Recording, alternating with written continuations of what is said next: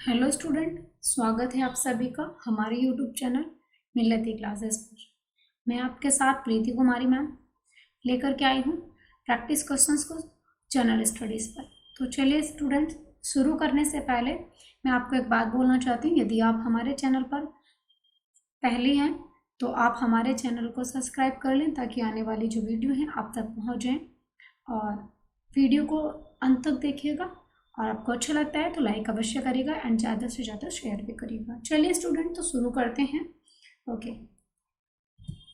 जैसे पहला प्रश्न दिया है यहाँ पर कि एसबीआई के सहायक बैंक किस वर्ष राष्ट्रीयकृत हुए थे। तो एसबीआई के सहायक बैंक किस वर्ष राष्ट्रीयकृत हुए थे, यानी कि 1935, option B 1949, option C 1955, option D 1959 या फिर ऑप्शन ई है 1969। सही उत्तर होगा यहाँ पर यानी कि ऑप्शन डी 1959 में जो है एसबीआई के सहायक बैंक राष्ट्रीयकृत हुए थे। चलिए आगे चलते हैं। अगला प्रश्न है, विदेश में शाखा खोलने वाला पहला भारतीय बैंक कौन सा है। तो विदेश में शाखा खोलने वाला पहला भारतीय बैंक की बात करें यानी कि bank of Baroda, bank of India, Punjab national bank या फिर इलाहाबाद बैंक या फिर स्टेट बैंक ऑफ इंडिया। तो कौन सा बैंक है जिसने विदेश में सबसे पहले शाखा खोली थी। यहाँ पर ऑप्शन बी बिल्कुल सही है, यानी कि बैंक ऑफ इंडिया ने सबसे पहले विदेश में शाखा खोली थी। ये भारतीय बैंक है। चलिए आगे बात करते हैं। प्रश्न नंबर 3 है कि इंपीरियल बैंक ऑफ इंडिया को किस वर्ष में राष्ट्रीयकृत किया गया। Option A 1944, option B 1955, option C 1921 या ऑप्शन डी 1949, ऑप्शन ई है 1935। इंपीरियल बैंक ऑफ इंडिया को किस वर्ष राष्ट्रीयकृत किया गया था। ऑप्शन बी बिल्कुल सही है, 1955 में। चलिए आगे बात करती हूँ। अगला प्रश्न है प्रश्न नंबर 4 कि अवध वाणिज्यिक बैंक की स्थापना टेस्ट की गई थी। तो मतलब अवध वाणिज्यिक बैंक की स्थापना किस वर्ष में की गई थी। ऑप्शन ए 1881 में, ऑप्शन बी 1865 में, ऑप्शन सी 1894 में, ऑप्शन डी 1806 में या ऑप्शन ई है 1895 में। तो सही उत्तर क्या होगा भाई, अवध वाणिज्यिक बैंक की स्थापना कब की गई। सही आंसर होगा ऑप्शन है 1881 में अवध वाणिज्य बैंक की स्थापना की गई थी। चलिए आगे बात करती हूँ। अगला प्रश्न है प्रश्न नंबर 5 कि किस वर्ष हिल्टन यंग कमीशन ने केंद्रीय बैंक की स्थापना की थी। तो यहाँ पर पूछा हिल्टन यंग कमीशन ने किस वर्ष केंद्रीय बैंक की स्थापना की सिफारिश की थी। तो कब की थी, 1921 में, 1926, 1931, 1934, 1935।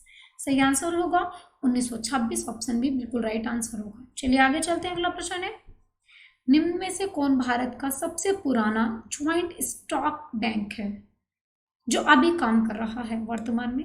तो कौन सा बैंक है ज्वाइंट स्टॉक सबसे पुराना और वर्तमान में भी काम कर रहा है, यानी कि बैंक ऑफ बड़ौदा या इंडियन बैंक या Punjab national bank, Allahabad bank या फिर यहाँ पर है यानी कि सिंडिकेट बैंक। तो सही उत्तर क्या होगा, यहाँ पर ऑप्शन डी सही है, इलाहाबाद बैंक जो अभी भी काम कर रहा है, सबसे पुराना ज्वाइंट स्टॉक बैंक है।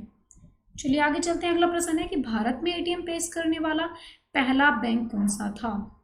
भारत में एटीएम पेश करने वाला पहला बैंक कौन सा था, union bank of India, SBI या फिर आपका है सत्येंद्र यहाँ पर चार्टर्ड बैंक या फिर आईसीआईसी बैंक या फिर एचडीएफसी बैंक। तो सही आंसर क्या होगा, सही आंसर ऑप्शन है यूनियन बैंक ऑफ इंडिया जो है भारत में एटीएम पेश करने वाला सबसे पहला बैंक था।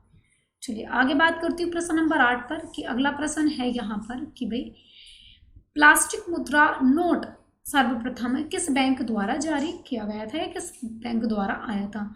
तो प्लास्टिक मुद्रा नोट सबसे पहले जो किस देश ने दिया था, सॉरी, या फिर यानी कि सबसे पहले चाइना, अर्जेंटीना, ऑस्ट्रेलिया, ऑस्ट्रिया या यूएसए। तो सही आंसर होगा ऑप्शन सी यानी कि ऑस्ट्रेलिया ने सबसे पहले प्लास्टिक मुद्रा नोट सबसे पहले दिया था। चलिए ऑस्ट्रेलिया देश ने। आगे बात करती हूँ। अगला प्रश्न है किस बैंक ने प्रथमा ग्रामीण बैंक नामक प्रथम आरआरबी शुरू की है। तो भाई किसने की है ये आरआरबी शुरू, चलिए आप मेरे को बताएंगे।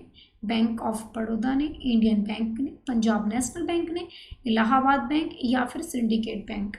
तो सही आंसर क्या होगा यहाँ पर, सही आंसर होगा ऑप्शन ई बिल्कुल सही होगा।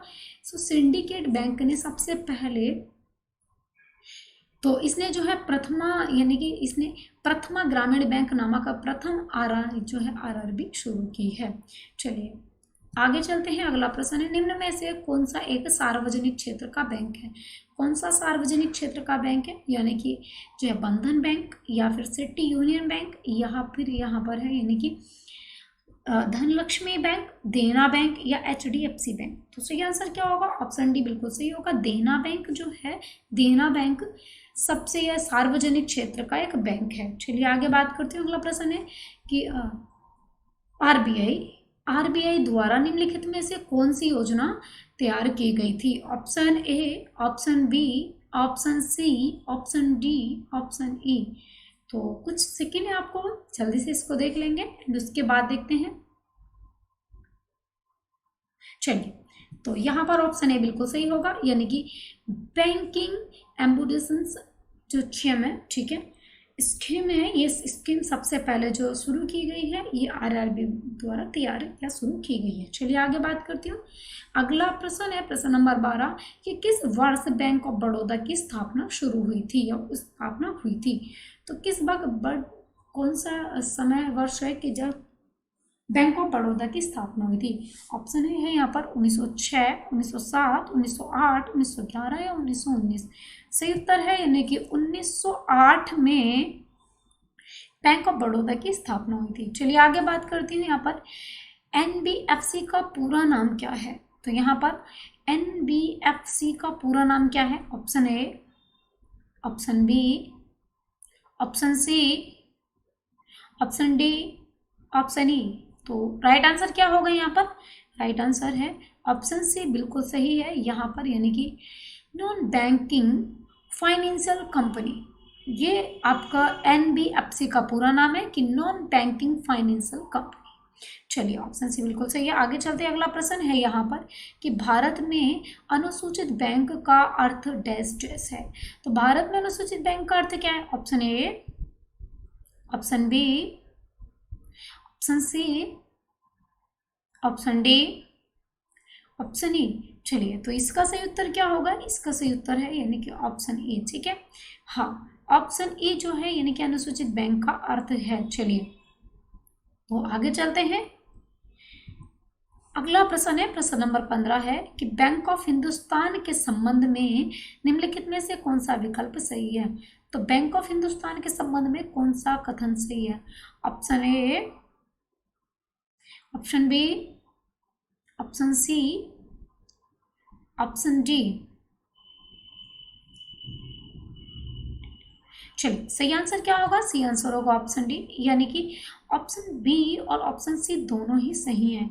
इट वाज लिक्विडेटेड ऑन यानी कि 1829 से 32 तक ये स्टार्टिंग यस, और ऑप्शन सी कहता है यानी कि एस्टेब्लिश्ड इन यानी कि 1770। तो यानी कि दोनों ही बातें बैंक ऑफ बड़ौदा के संबंध में सही निखरती हैं।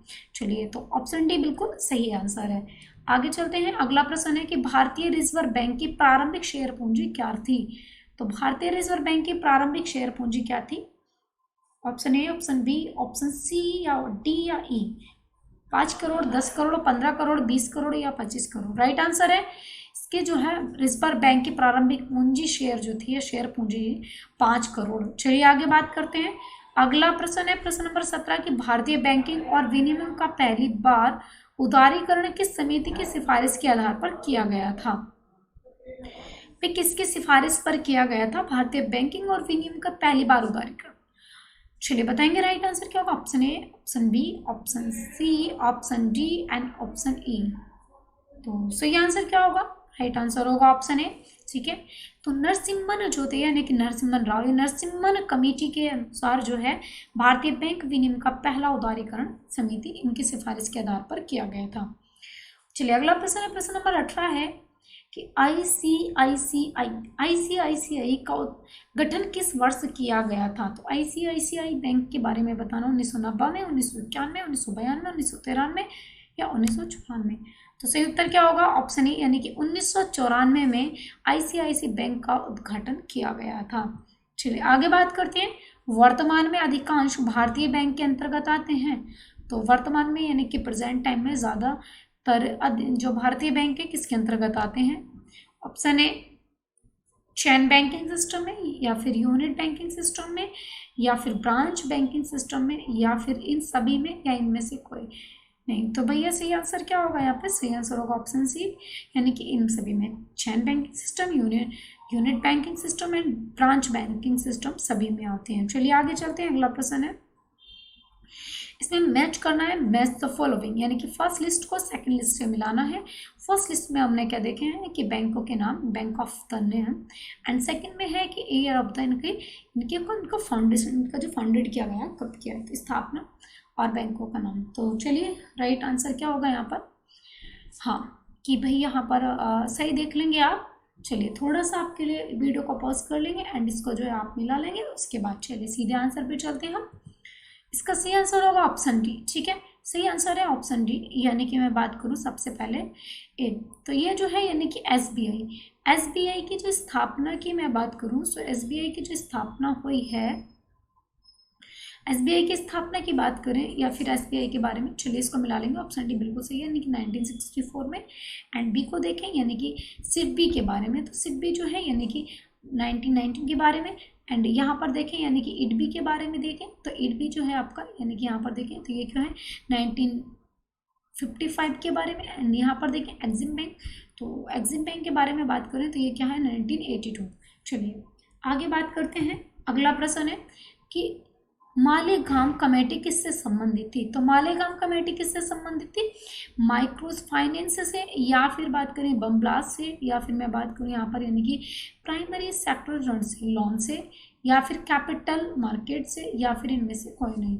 तो सही आंसर क्या होगा? ऑप्शन है ये जो था माइक्रो फाइनेंस से संबंध रखती है आपकी मालेगांव कमेटी। चलिए आगे बात करती हूँ, अगला प्रश्न है, नचिकेत मोर कमेटी निम्नलिखित में से किस क्षेत्र से संबंधित है? काले धन से, या फिर बम ब्लास्ट, प्राथमिक क्षेत्र ऋण, या कैपिटल मार्केट, बैंकिंग सर्वेक्षण पर्यवेक्षण। तो सही आंसर है काले धन से। काले धन पर अंकुश के लिए नचिकेतन मोर कमेटी संबंध रखती है। अगला प्रश्न है, डॉक्टर या फिर यानी कि डॉक्टर आर गडगिल समिति किस क्षेत्र में किससे संबंध रखती है? ग्रामीण वित्त से, शहरी सहकारी बैंकों से, प्राथमिकता क्षेत्र ऋण से, कृषि वित्त से, या बैंकिंग पर्यवेक्षण से। तो सही आंसर क्या होगा यहाँ पर? ऑप्शन सी, कृषि वित्त से संबंध रखती है। चलिए आगे बात करती है, एमजे फेरवानी कमेटी किस क्षेत्र से संबंध रखती है? ग्रामीण वित्त बैंक, शहरी सहकारी बैंक, प्राथमिकता क्षेत्र, स्टॉक एक्सचेंज से, या अप्रत्यक्ष करों के लिए? सही आंसर होगा स्टॉक एक्सचेंज से संबंध रखती है एमजे फेरवानी कमेटी। चलिए अगला प्रश्न होगा यहाँ पर एंड लास्ट प्रश्न होगा कि वागुल कमेटी निम्नलिखित में से किस क्षेत्र से संबंध रखती है? ग्रामीण वित्त बैंक, सहकारी बैंक पर प्राथमिकता क्षेत्र, भारतीय मुद्रा बाजार, अप्रत्यक्ष करों के लिए? सही आंसर होगा ऑप्शन सी, भारतीय मुद्रा बाजार से जो है संबंध रखती है आपकी वागुल कमेटी। चलिए स्टूडेंट बहुत बढ़िया, तो आज की वीडियो में रखते हैं गाइस हम इतना ही, बाकी का देखेंगे नेक्स्ट वीडियो में। Thank you for watching guys. अगर आपको वीडियो पसंद आता है तो लाइक ज़रूर कर लीजिएगा। Okay bye.